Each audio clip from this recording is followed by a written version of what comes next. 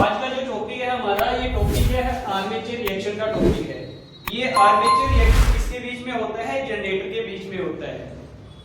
Armature के जो generator के बीच में जो आर्मेचर होता है उसके बीच जो रिएक्शन होता है किसके कारण होता है, ये रिएक्शन हम पढ़ेंगे, इस चीज को देखेंगे तो ये डायग्राम के अकॉर्डिंग समझेंगे। सबसे पहले हमें ये पता होना चाहिए कि जो डीसी जनरेटर होता है उसकी वर्किंग प्रिंसिपल क्या होती है।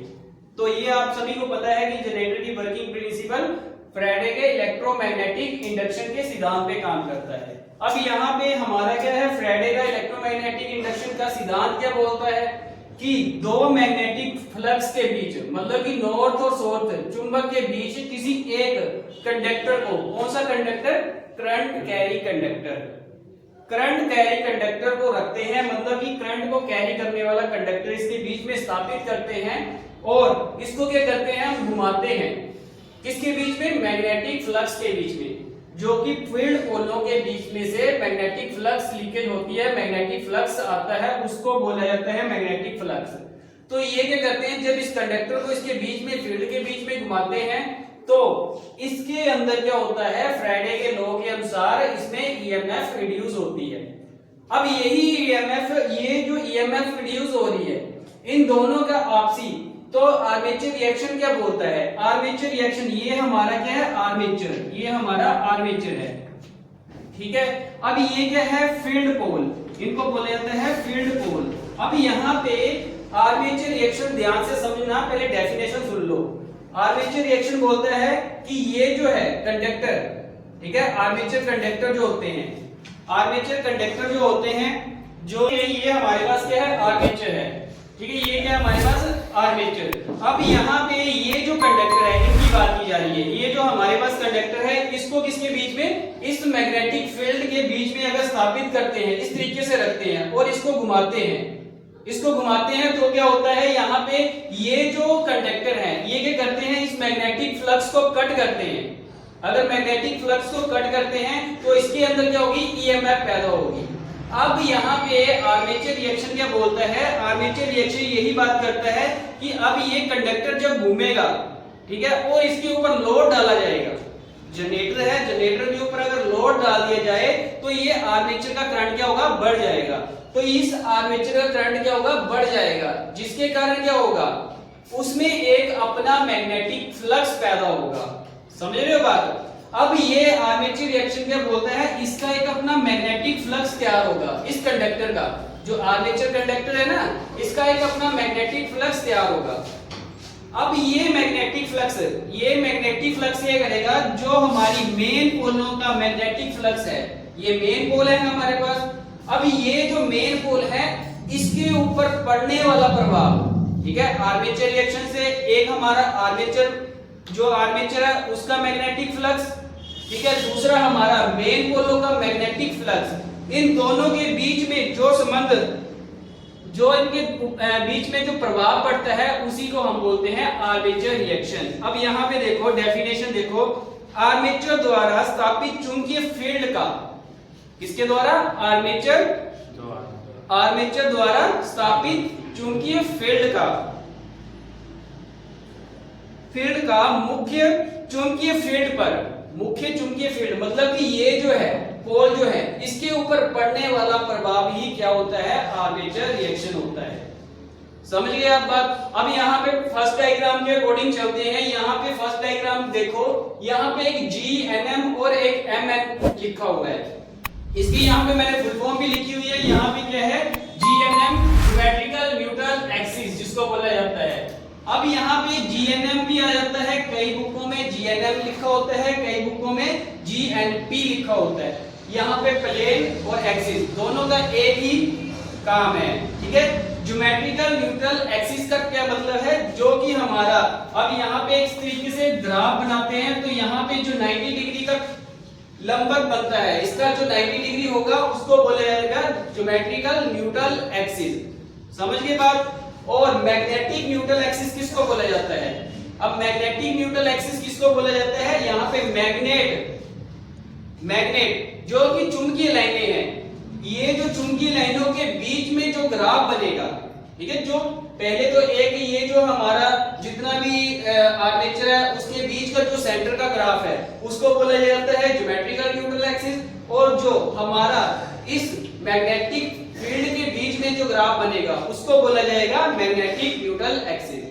अब यहाँ पे देखो, जब हमारा जनरेटर के ऊपर कोई भी लोड नहीं है, कोई भी लोड नहीं डाला गया है, तब हमारा ये जो मैग्नेटिक्स ऑफ लाइन है, यहाँ पे देखो magnetics of line, magnetics of line का काम क्या है? चुंबकीय रेखाओं का काम क्या है?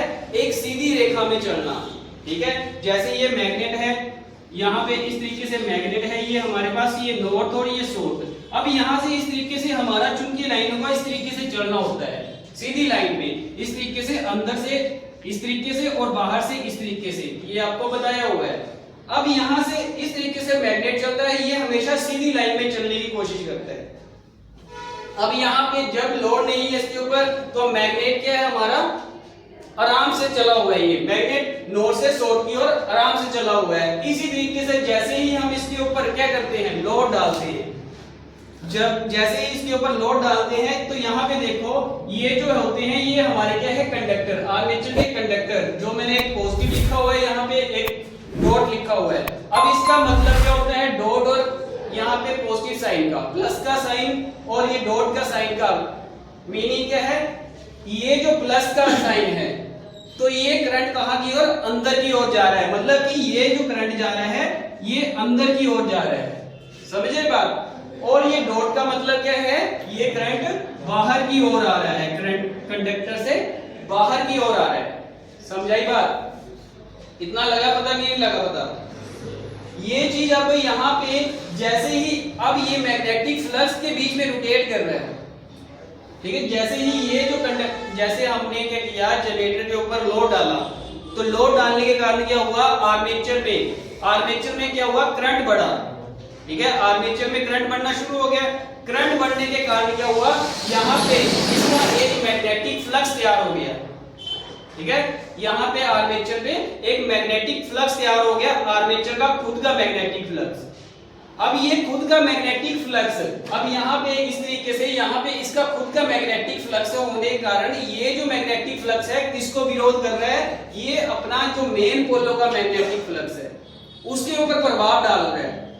समझाई नहीं बात? उसके ऊपर प्रभाव डाल रहा है, उसके कारण क्या हो रहा है? अब यहाँ पे GNM और MNM, ठीक है, ये दोनों एक्सिस जो होते हैं ये दोनों एक सीधी लाइन में होने चाहिए, मतलब कि ज्योमेट्रिकल न्यूट्रल एक्सिस के सामने होने चाहिए। जैसे आपने यहाँ पे देखा हुआ ये एक ग्राफ में सेम है, यहाँ पे ज्योमेट्रिकल न्यूट्रल एक्सिस और मैग्नेटिक न्यूट्रल एक्सिस दोनों बराबर हैं। अब यहाँ पे इस केस में क्या हुआ? ये हल्का सा खिसकना शुरू हो गया। अब यहाँ पे इस कारण जब हमारा मैग्नेटिक न्यूट्रल एक्सिस आगे होगा तो ये जो प्रभाव पड़ता है, अब यहाँ पे प्रभाव पड़ने के कारण क्या हुआ? ये जो मैग्नेटिक्स ऑफ लाइन है इनका क्या होगा? मुड़ना शुरू हो गया, जिसके कारण क्या होगा?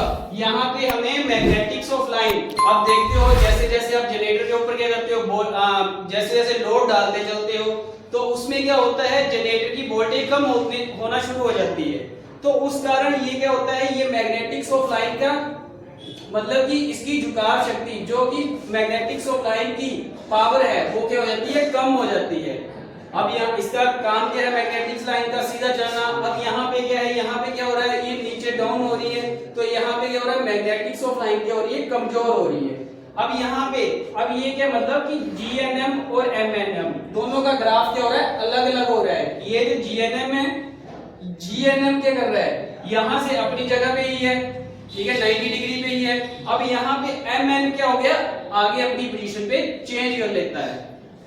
समझ गए? इस रिएक्शन के कारण क्या होता है? अब यहाँ पे क्या होता है? कार्बन ब्रश के ऊपर भी स्पार्किंग देखने को मिलती है।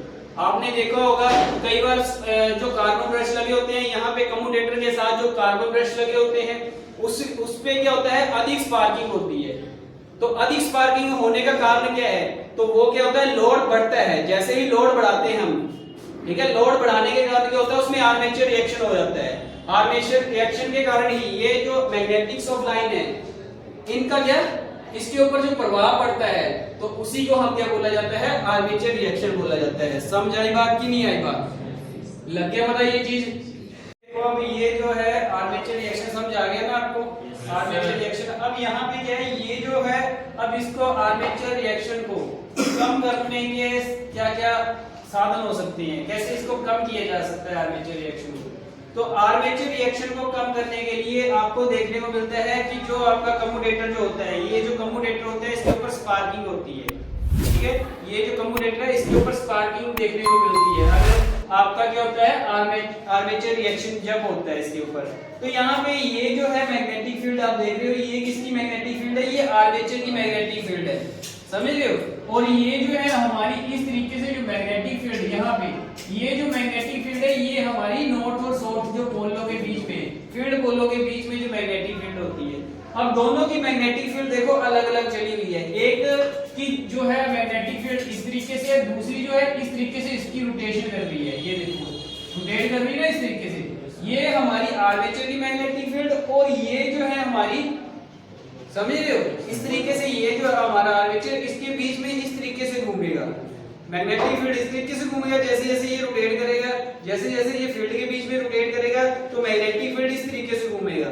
और जो हमारे पोलों की मैग्नेटिक फील्ड है वो नॉर्थ से साउथ की ओर। तो इसी कारण ये वाली जो मैग्नेटिक फील्ड आर्मेचर के बीच में चुंबकीय बल जो है और जो हमारा मेन पोलों के बीच का फ्लक्स, मतलब चुंबक जो है, फ्लक्स जो है, उन दोनों के आपसी जो प्रभाव होते हैं उसी को हम क्या बोलते हैं, आर्मेचर रिएक्शन।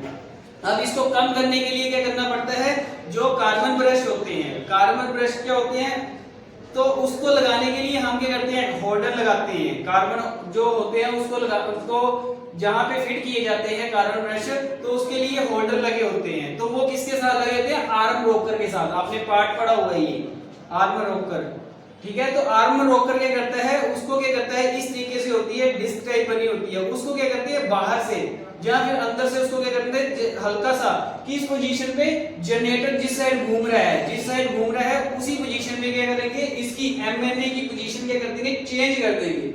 जैसे ये क्लॉकवाइज घूम रहा है या एंटी क्लॉकवाइज जैसे घूम रहा है जनरेटर, आपको क्या करना पड़ेगा, उसकी जो पोजीशन है उसको चेंज कर सकते हैं। तो उससे क्या होगा, जो आपका ये जो है आपका एमएनए, ठीक है, मैग्नेटिक न्यूट्रल एक्सिस, तो उसमें क्या होगा, थोड़ा सा बदलाव आएगा जिससे कि आपका आर्मेचर रिएक्शन थोड़ा सा कम हो सकता है।